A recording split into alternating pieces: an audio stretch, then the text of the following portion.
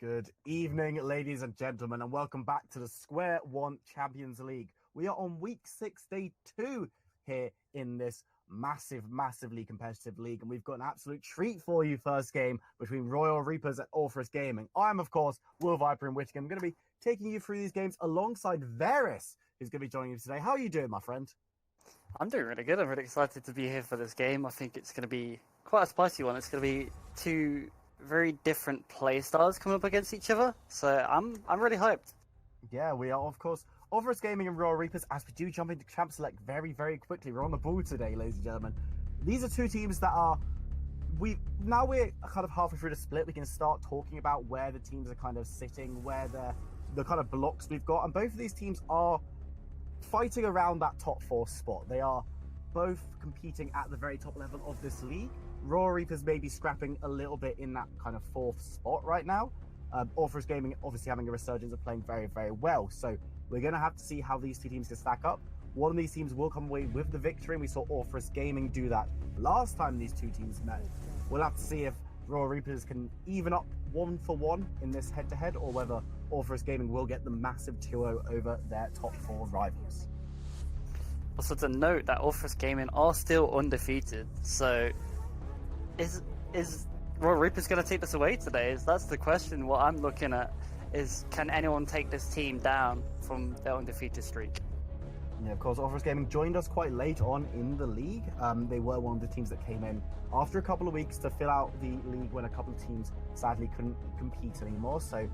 But they have been playing very well. And if we look at the picks and bans very quickly, we haven't really talked about the bans. Sona taken away so you don't get that Tarek nonsense. Kiana and Mordecai are two very strong picks up on the top side of the map, with Rek'Sai, Sivir and Lux being taken away. But it doesn't matter. We don't need to talk about what we're not going to see, because we're going to see Aatrox and IMKeys, who's coming in as a sub, looking very exciting in that top lane.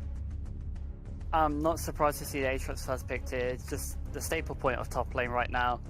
Any top laner needs to be playing Aatrox, especially with him just being so flexible that you can even throw him into the mid lane. He's just reliable. He just does everything you want a top laner to do. So it's no surprise he's first picked. But we've got the Karma and Silas reply, which I really like, because we've seen a resurgence of Silas jungle.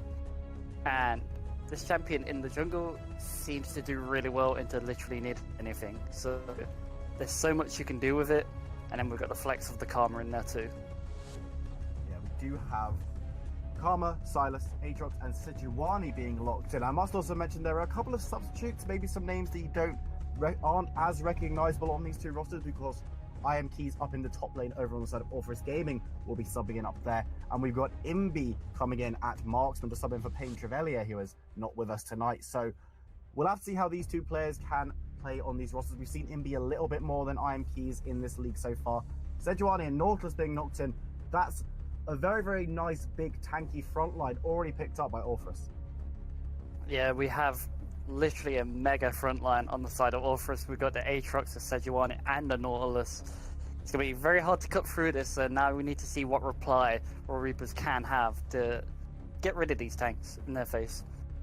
Yeah, they've got to pick something that can get through these big champions. Nautilus and Sejuani are very tanky. They picked up the Poppy, which is not really something that's going to solve the tank line problem, but it will shut down a lot of what Aatrox wants to do early game. And of course, it's a massive block to any kind of engage. And with Nautilus, Sejuani and Aatrox, engage is something that Orthrus have in abundance. So very nice pick up there from Royal Reapers. I imagine that'll be going top side with Axel too, who has been seeing quite a lot of play on that champion already. As we move into the second round of bans, Draven, the first one off the board, because bot lanes, they're going to be pinched, I imagine.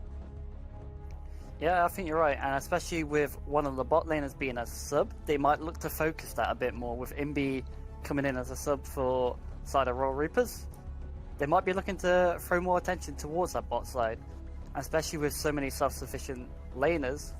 Well, which is the Aatrox. I don't see much attention going up there, so I think this is going to be a heavily bot lane focus without even seeing the bot lane yet. Yeah, of course. I imagine the Nautilus and the Karma could both very easily go down into that bot lane. We do see the Draven and Kai'Sa being banned away by Royal Reapers, trying to pinch out Fair a little bit. The Ahri coming in as a ban. Silas could still be flexed into the mid lane, so it'll be interesting to see if Amena wants to pick that one up. But as you said, its jungle has been the flavor for Silas at the moment as a champion, so maybe that's a smart ban. We're just going to wait and see what the last ban is going to be over in this first game of the day. And it will be... Oh. It's going to be Zarya being picked up. So there's a lot of marksmen being taken away.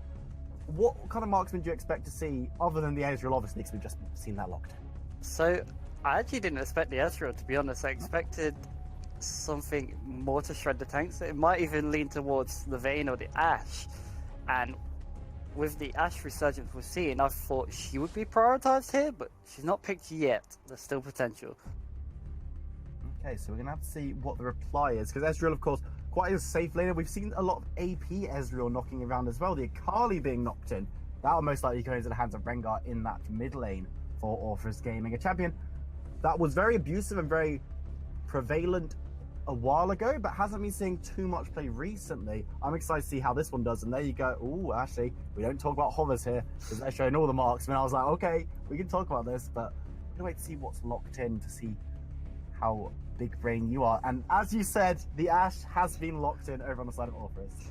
See, this is what I would have done if I was the side of Royal Reapers. I would have took the Ashe away, because it's so obnoxious. It's basically a better version of Ezreal right now, because it has better laning, it has really good scaling, it's really good at killing tanks, it does everything you want it to do, and if it goes to Essence Reaver Trinity Force build, you will have 40% CDR, and your W will be up in 2 seconds. Every 2 seconds you will hit a volley, and your ultimate will be on a 50-second cooldown. So you'll be throwing out ults left, right, and center. So this is why I would prioritize this a lot more, and you will see why teams in the coming games will start to favor this pick. So, well, it has been locked in. Obviously, we're going to see Azir rounding out the Royal Reapers comp, so that's a very interesting champion. I really love watching Azir. I've said it before. It's one of those champions where if someone pulls off a massive play on Azir, it's just so impressive. And Mena has picked up that one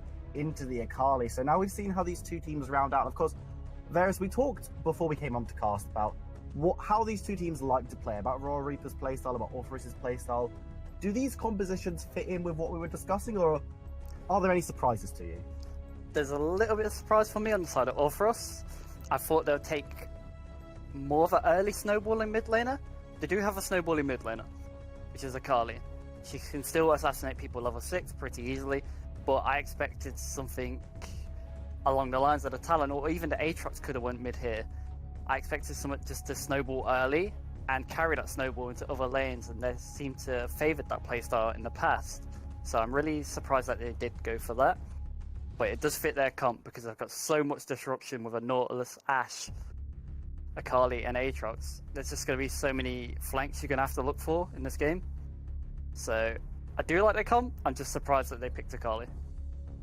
Okay, well, ward vision is going to be very crucial then over for Royal Reapers, because if you've got all of these champions who want to be flanking, want to be getting into the action, ward vision is going to be crucial. And the Poppy pick, I think, is really clever here, because not only does she have that W which can deny a lot of the Sejuani going in, the Aatrox coming in, as well as the Nautilus being able to hookshot in, it also, her ultimate can also really, really shut down a flank, because if an Akali's coming in from the side, you turn around and ult the rest of her team, and then it's Akali in a 1v3, 1v4 situation, she's going to have a really, really bad time. So smart drafting up in the top side for Royal Reapers, but do we think that Iron Keys is going to be able to stamp his authority? Because we've seen a lot of Aatroxes in this league, and they all tend to do very well. That's the issue I'm looking at right now, is people don't show Aatrox as much priority as they should. I don't see him banned enough to what I would think he should be. I think you can deal with them more a bit easier than you can deal with the Aatrox, in my personal opinion, with there being better counters on the table to him. And I do believe that Aatrox is actually just going to do what Aatrox has done in this entire league, and just going to stamp his authority and pressure really hard in that top lane. And the thing to note is, when you look at the side of Royal Reapers, you're asking the question, where's their engage going to come from in teamfights?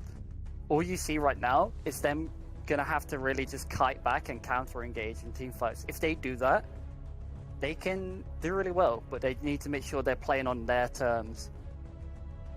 Okay, so before we get into game very quickly, I'm just going to ask you, which draft do you prefer? Because I know you said you didn't really, like, the Akali is a surprise to you. Is it a good surprise or like a bad surprise? Which one of these compositions do you prefer on paper? I do like the side of Orthrus a lot more. Their draft is a lot better, in my opinion, because it's just multi-threat. You can opt to split push if you want. You can go 1-4, you can go 1-3-1 with either Aatrox or Akali in the side lane. Doesn't matter. There's so much pick potential with the Ashe Nautilus, and even the Sejuani, sorry. I just think it's a lot more well-rounded, and they thought about other options like where's their engage, where's their pick coming from, where's their damage, and where's their disruption. They've done all them boxes. So that's why I lean towards their team comp.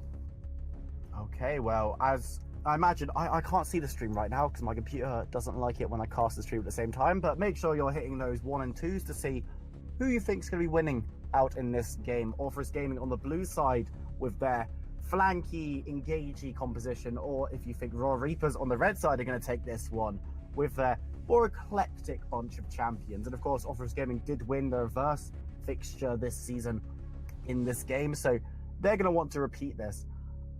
Do you have any more like just pre-game talking points you want to go into before we get into game, or are you tapped out? Oh, don't worry, I've always got plenty more to talk about. We have double electrocute on the side of Orthrus. We have electrocute on the Aatrox and electrocute on Akali. So it's like interesting Akali hasn't gone fleet footwork, because I do think if Amena does play this Azir correctly, he will be poking this Akali a lot in the early game, and that's why you've seen the resurgence of Azir players just taking electrocute instead of Comet, just because they want to hard harass a lot more, not just hit one Comet and walk away. They want to proc that electrocute and they want to push you away from that wave. So it's kind of interesting that she hasn't gone for the fleet footwork to sustain herself, but it's more for the level 6 power spike all in. So that's what Akali is ideally going to be looking for. And then on the top side, this just tells me Aatrox only wants short trades, but I still, even if I want to short trades on Aatrox, I would favor Grass. But we're going to have to see how they play it out in the top lane first. We're going to have to see who's going to be the aggressor. Yeah, who's going to be trying to go in and get those aggressive plays. Aatrox is the champion that I'm casting, so there has to be a little bit of a pause at the beginning of the game. But yeah, Aatrox is the champion you look at and think, okay, this is more likely to be the aggressive champion. Aatrox is a very good duelist. He's got those knockups, and if he can land all three, he can deal a serious amount of damage with little reply. But Poppy is one of those champions where, yes, she's a tank, but she could deal a surprising amount of damage early game, and if you let her get ahead, she could be a real handful. Yeah, and that's right. And her level 2 power spike is actually really, really underrated. She does so much damage, especially if she stuns you. She could look for that easy all-in early. So it's definitely something you have to consider and look at. And that's something I definitely want to see. I want to see who's going to be the aggressor in this lane and who's going to be the one pulling the trigger to show that aggression. Yeah, it's Axile too as a player on this Raw Reapers lineup. Sometimes I've had a couple of questions of him. Of course, he does. He plays alongside Awaken. They kind of swap in and out of that role. Awaken has looked very, very good in the games that he's played. Axile has a very different style to him. He likes these more tanky champions. He likes this Poppy.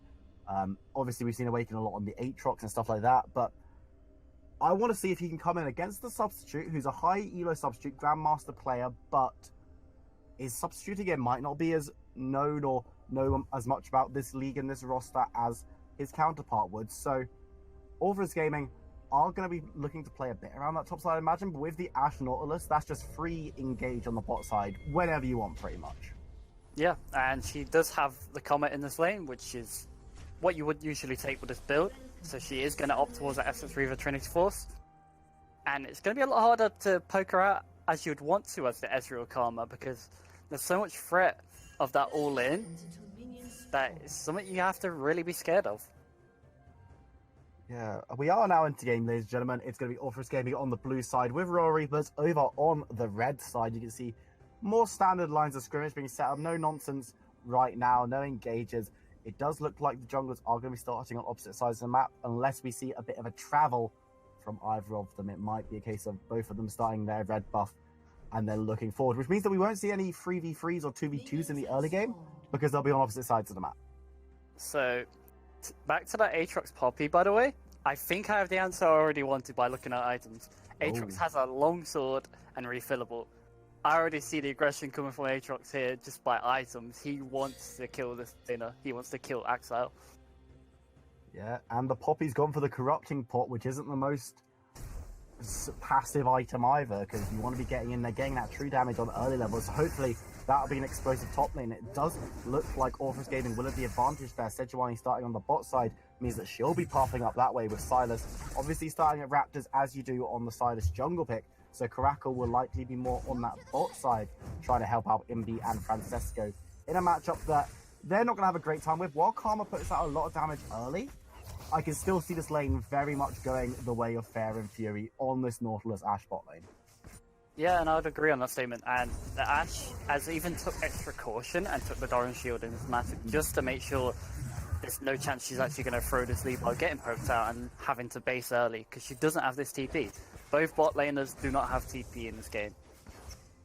Yeah, they've both gone for that heal, which is, it's more traditional. Obviously, we don't see it all that much. Well, we do see it a bit now, but Teleport is liked by a lot of bot laners now, as Rengar taking a bit of poke from Amena. As we said before, Amena will be looking to put down some poke on that Akali to try and keep her down as much as possible. We also on the top lane, he's putting on a lot of hurt onto Axile, who's already had to use one of those charges of that corrupting potion. So a bit of early skirmishing coming in the top lane. I would not be surprised if Caracal and Kijak want to both go there. Obviously, Caracal is going to be backing right now, hasn't yet gone for his second buff, but Sejuani already looking towards the top lane.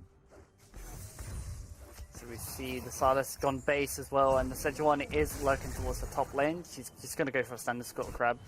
I did expect potentially a counter gank there, but they both sort of sussed it out and just said no. Silas went base. He opted for a full topside clear, where Sejuani cleared her red buff Raptors into topside. Sejuani coming in towards the mid lane, coming onto Amena, who's going to be able to walk out of that one. Shouldn't have to use any summoner spells. We'll get stunned up, but there's not going to be an auto attack. As he turns a little pain down onto Kijak. Very well played for him to hold on to both his summoners there. And now Kijak might be in trouble. Caracal has come in, and Amena is following. The flash is to be used, and it's returned. First blood going over to Caracal Wonder Boy on that Silas. So the over-aggression coming out from Kijak. He went a bit too far, took a tower shot when he tried harassing Amena, and that was so important that he did. When he took that tower shot, it just opened up Caracal to walk through and go, the Scuttle Crab's mine, and I'm going to take your life with it. Yeah, very, very well played for Caracal. Was in the right place at the right time to pick up that kill. And Amena very, very quick on the roam in order to assist, because Silas does a decent amount of damage, but you did need the Azir there to put on a little bit of hurt. And yeah, as you're saying, just a little bit greedy on the gank. It was a good idea for the gank, but then maybe didn't need to commit as much to try and get more poke, or even a little bit more, because you knew you weren't going to get it, as Karma had been engaged on the slow is down, the ignite is down, Fury going forward, but Imbi is there trying to ward off Fair, who's putting a lot of damage onto Karma. I don't think anyone's dying in this exchange, but the supports both go reasonably low, with Fair taking a chunk of damage. Really smart by the Ashe there not to waste her flash there, because she knows that Ezreal still has the heal. Could have seen a full commitment and a flash, but it would have just led to some of the... Is in the wrong neighborhood, has been caught out by Kijak and Fury, and will be in trouble. The dot buff will be helping, but it's not going to help all that much, as Fury just needs one more hook. The flash auto will do the job instead, as Kijak picks up the kill and gets the double buff back, as Imbi and Francesco weren't able to help out with that one. 1-1 the scoreline. We see two flashes expended there just to shut down this Silas and keep him off the map. Do you think it's worth it for another fight?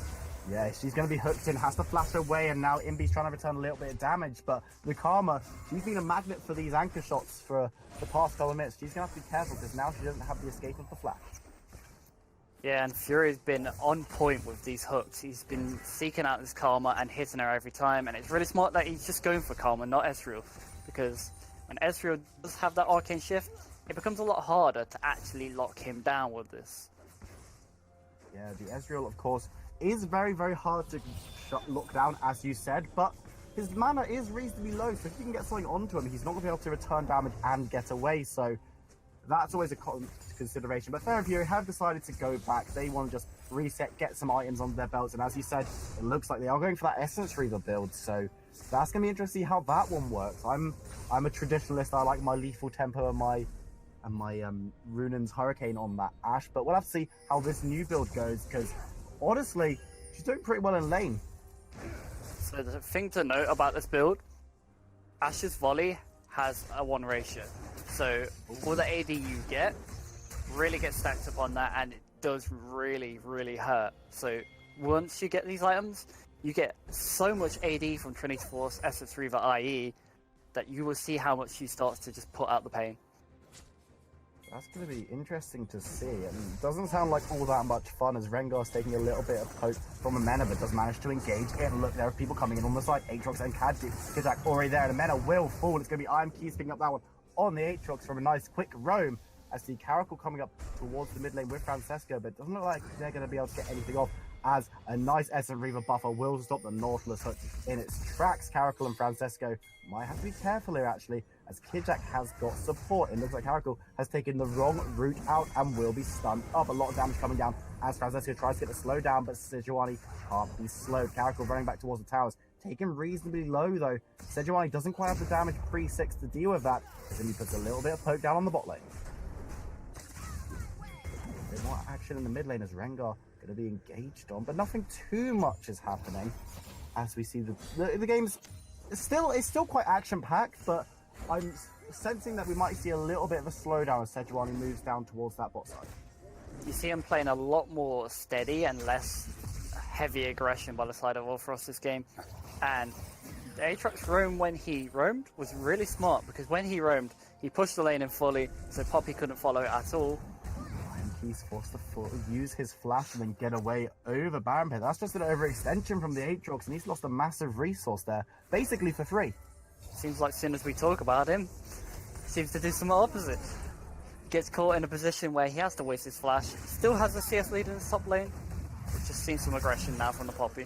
Yeah, just a little bit. He gets the stun off. Probably won't have the kill pressure right now, as Keys might actually like this fight. Has got that regeneration on his auto attacks, meaning that he's actually going to feel pretty confident about fighting Poppy up here, who's only got a Balmy Cinder. So I don't expect to see too much action up in the top lane, other than a little bit of a scuffle.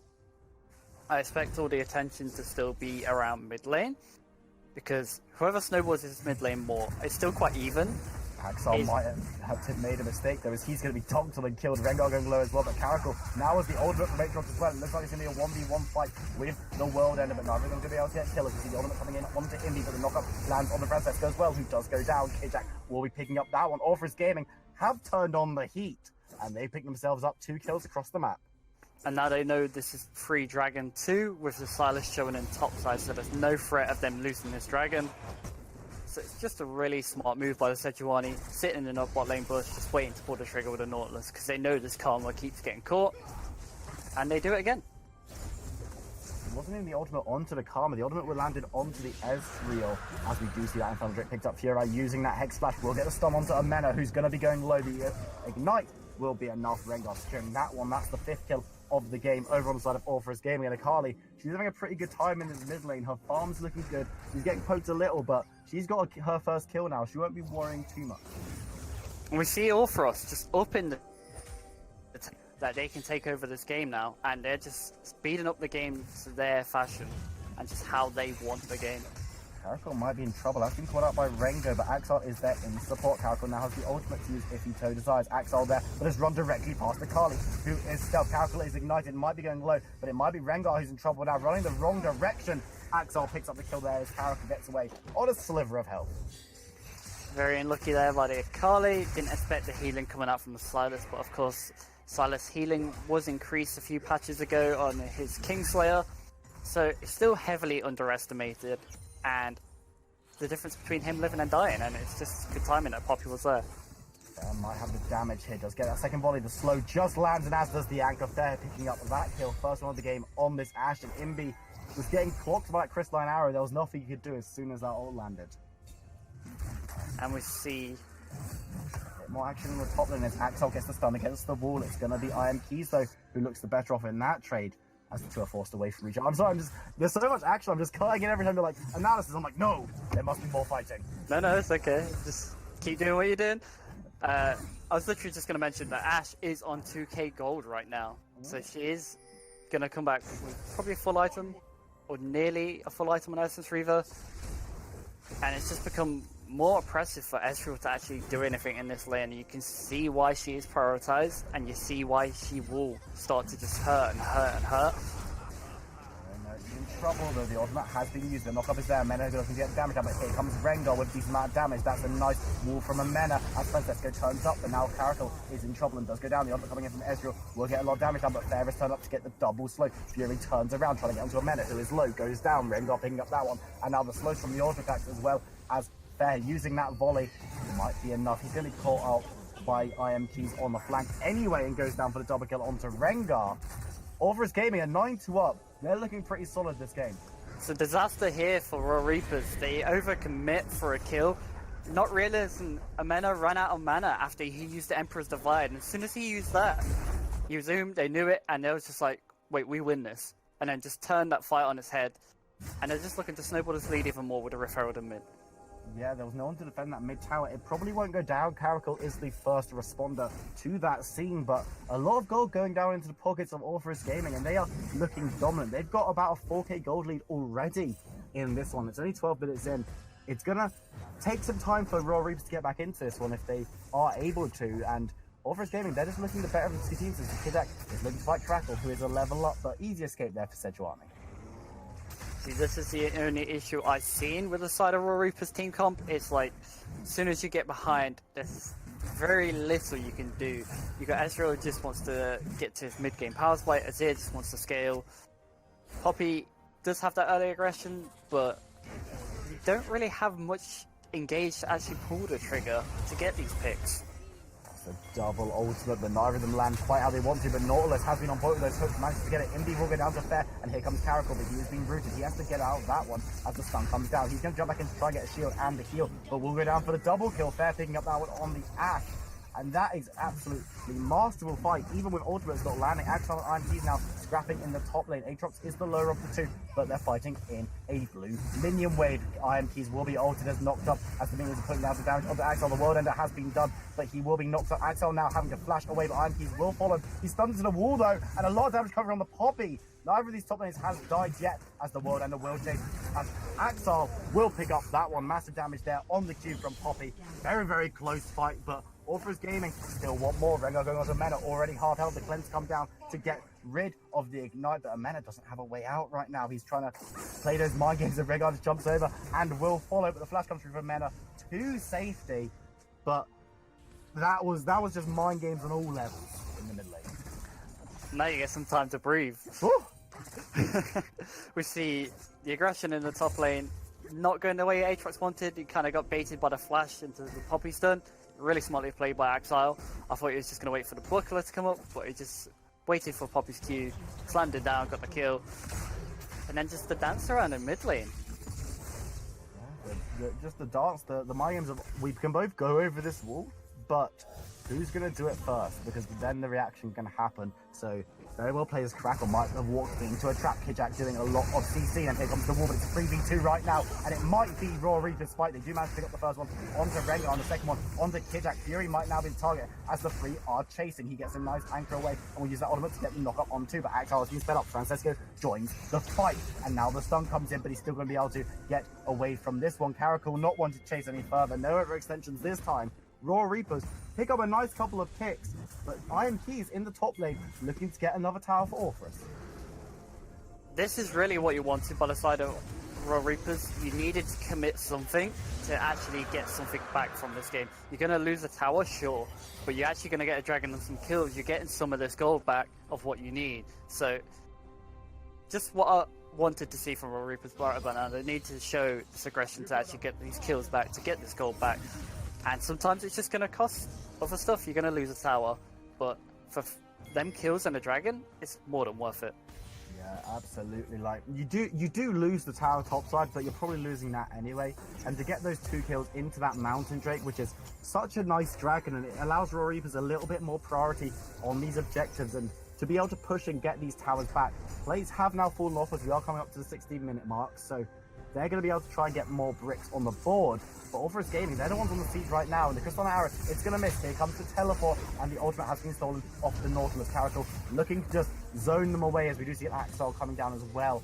Orthrus Gaming, they scatter to the wind, and that's a successful defense from Royal Reapers. But once again, Aatrox is up on that top side looking for a bit more. We might see a fight coming out here, though, as Francesco is instantly deleted. Rengar gets the first kill of the fight, but the stunning at the wall onto Fury might be problematic. The ultimate hits onto 2, and Amena is on the side using that wall, but Crackle is already pretty low, gets a shield, but it won't be enough. He's going to full kick that thing up now, and now Axel's in the middle of the wrong neighborhood, getting taken down by Rengar as Imbi is forced away. Amena is still alive as well on the side. That's a very, very nice fight over from Orthrus. Kitchak gets away on a sliver of health on the back end. But once again, Orthrus, they win the fight. Aatrox wasn't even there. It was a 4v5. I want to point out how important this glacial prison was. It stopped the Azir from getting any shuffle into that tower. That was their idea there, looking to get people to shoved into the tower and just get picked. Absolutely damaged. The heal comes through, but it's not going to be enough. He trades his life for fair, though, as Rengar might be looking to get onto Imbi. He will. That's the extended ace over onto the side of Orthrus Gaming, but Karma is now up and alive. Dodges the Crystalline Arrow. But Orthrus Gaming, they are running away with this one right now. 16-6 and a massive gold lead at the 17-minute mark. Just showing what they can do when they get a gold lead. They're showing they can snowball this game, and they played a front to back perfectly. Oh, but Rengar does go back a little bit extended, gets shut down. It's going to be going over to Francesco rather than Crackle. Not the target you want them to shut that on, but you take what you can get at this stage if you're Royal Reapers. Yeah. Big question is, what have we learned today, kids? Don't greedy recall. Greedy recall, you get punished. Just don't do it. Axel's not winning these trades out anymore against the Aatrox in the top lane. He's putting down so much hurt, and Poppy isn't all that tanky just yet. So he's going to be having a bad time against Iron Fuse, who's been left pretty free to just farm in that top lane with the stun and the damage. He's putting down a little bit, but not very much. Here comes Francesco 2v1, but they don't even want this in the top side. He's got so much farm, he's almost flame horizoning the Poppy. Iron Keys just hasn't felt the need to be involved in the game quite yet. Yeah, and to fall back on a statement I talked about earlier about the electrocute, I can see why he's opted towards this now. He's going towards the Yomu's build, which is like one of the classic builds for Aatrox, because he started off going Black Cleaver Yomu's when he first rose in popularity after the rework, and it makes more sense now that I look at it. There's a squishy team on the side of Royal Reapers, there's one tank, and there's just so many people you can blow up as soon as you get a Yomu's Ghostblade that's why he has opted for this electrocute, to just literally burst whoever he finds.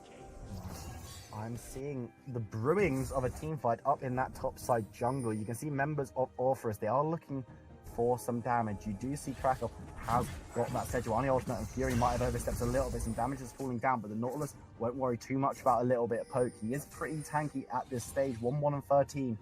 Been very on point on this champion today, and is looking for more. You've got Poppy and Aatrox up in that top side as well, with the marks to the mid, so everyone's kind of around except for the mid laners who are bot side. Sejuani down there as well, so the top lane, the jungle, will probably be the next battleground for these two teams unless they decide for some big rotations. You see them playing an interesting style of 1-3-1 with the Sej and Nautilus constantly being on the flanks. Helical does get tagged by that Crystalline Arrow, will be stunned, will go down. The ultimate from Nautilus was wasted as well, but actually will get refunded because it didn't do very much. Imbi fails to steal that red buff away as Iron Keys is going to be picking that one up. Another nice pick there for Orthrus Gaming. We're going to have to see what they can do with it though. You can see as well, just Aatrox doesn't want to slow any momentum. He's on 3.8k gold and he's still not base. So he's going to come back with some very big items when he does go to base. And right now you're just going to see him go towards that dragon. As soon as they got dragon, they might look for a full reset into a Baron play. Yeah, they could well do that, and I think they do have dominance on these objective fights as well. As we've seen, Orthrus can get caught out, and they have been caught out a few times this game, but when they're in a pitched fight that they choose, there's no way that Royal Reapers can deal with them, and this second Infernal Drake is going to be massive in these fights. It's just going to put Orthrus Gaming further and further ahead. Yeah, and you see him pick up that second Infernal Drake on the side of Orthrus, and the Aatrox items coming through with a Dustblade Yomu. Engaged into the team will be getting the instant execute onto Francesco as Imbi is knocked up by the ultimate, but will be able to just be away from Fury's hook, so he's not going to be getting tagged up and killed himself. That is a nice pick though, and the Karma pick hasn't really been working out as we do see a siege coming down. Crackle is pretty low, but the tower is lower and will fall. Now Imbi has to be careful, Caracal has to be careful as well. Both of those guys going to be getting out there as Exile is tagged with the SQ from Nautilus, but will be able to escape. Axel not able to go quickly enough forward. And I don't think Raw Reapers want a return fight anyway. They're just getting picked up one by one, and as I said, Karma pick, it's just not looked very good this game. No, and this is mainly down to the Ashe Nautilus pick. And like I said, when you pick this, it just nullifies the poke you want to do onto the enemy laner, because she's doing it onto you as well. And the Nautilus has been on point with his hooks, just constantly catching Karma. Oh, Francesco caught again by the Aatrox this time, and yeah, the Karma pick, it's just overextension, moving forward to try and get wards there. You don't have any right to be in that part of your jungle at this point, especially with Aatrox being missing. It's just a little bit careless over from Francesco, and that kind of thing could really cost Royal Reapers, because if you get caught again like that in 20 minutes time, 15 minutes time, that's game over. Yeah, and right now, all I want to see is just that Baron focus. I wanted to see him go towards that Baron, let Aatrox do his thing in the top lane. They need to send multiple people to shut this guy down. He is a raid boss right now, and there's not really much you can do other than expend everyone to actually shut him down if you can. It's the Baron being started up by Orthrus gaining 22-minute mark. They're going to be absolutely chunking and melting this one.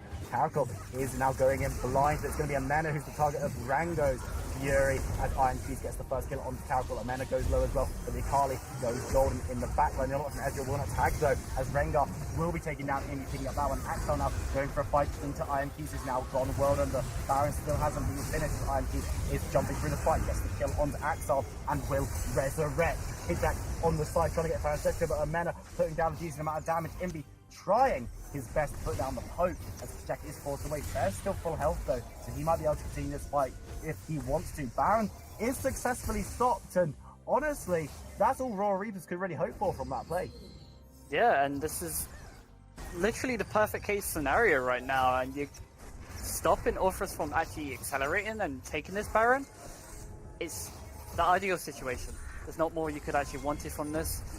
Sure, you lost someone, but stopping that Baron is so important.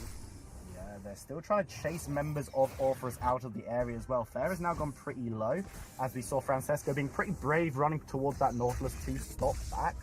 But now that might give a little bit of time for Royal Reapers to reset before the next fight.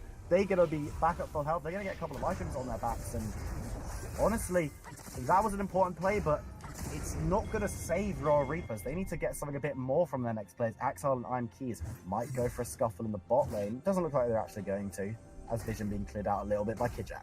You may be wrong. They're looking like they're collapsing into Aatrox right about now. 3 members are moving.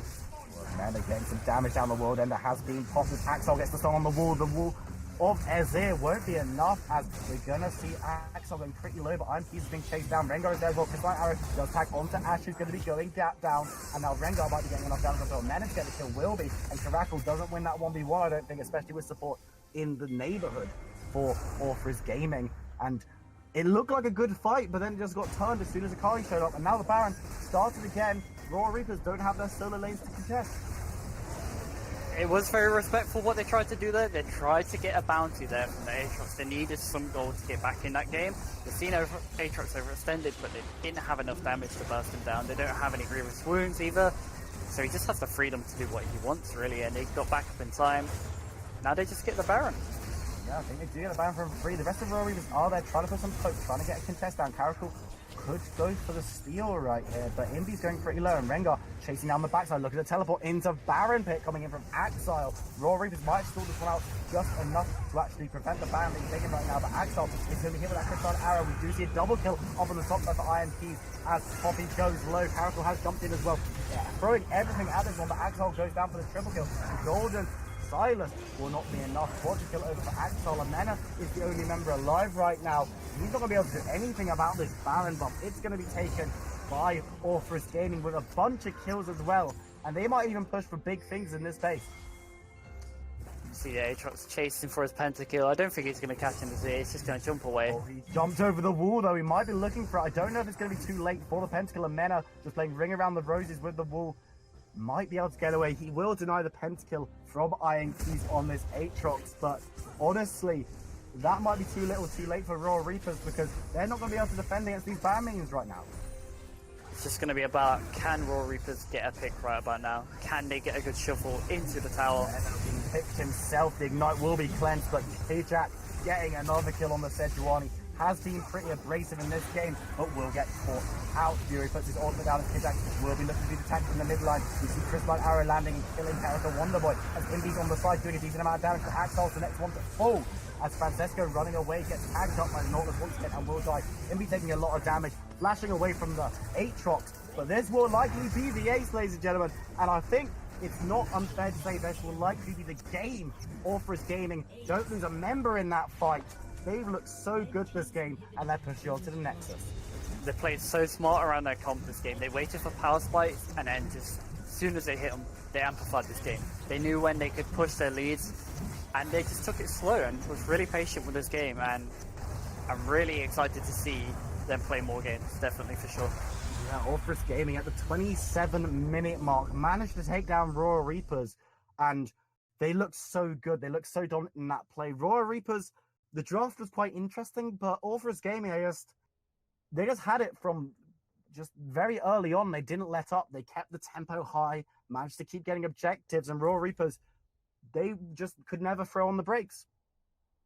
Yeah, and with them not having much engaged, there's not much to actually stop the side of Orthrus. There's not much to say, no, you can't do that, otherwise we're going to engage on you, because their engage is very one-dimensional. It's very much, I'm going to run at you, or Azir's going to try flank. And every time they tried that, they was ready. They were ready with a Glacial Prison, they were ready with the arrow. They had so many tools just like daring them to do it. Yeah, Orthrus Gaming will pick up the win in that one. They did look very, very good. Congratulations to them. Royal Reapers, commiserations. They didn't look terrible, to be honest. Their individual play was okay. It just... The bot lane seemed like the way the bot lane worked, it didn't really work, and then they took a lot of plays and let the top lane at IM Keys get a lot of stuff for free. So we'll have to see how Orthrus Gaming and Royal Reapers do going forward. Of course, both of these teams are still battling it out for playoffs. Make sure you don't go anywhere though, ladies and gentlemen. We've got a massive game coming up for you in just a few minutes. So go grab yourself a little snack during the break and come back and join us. We'll still be here, and I hope to see you soon. And by soon, I mean, I was doing my end game. I was doing my end of stream bit for a second. No, don't go away. Get snacks, come back, because we've got another game. We'll see you in a little bit.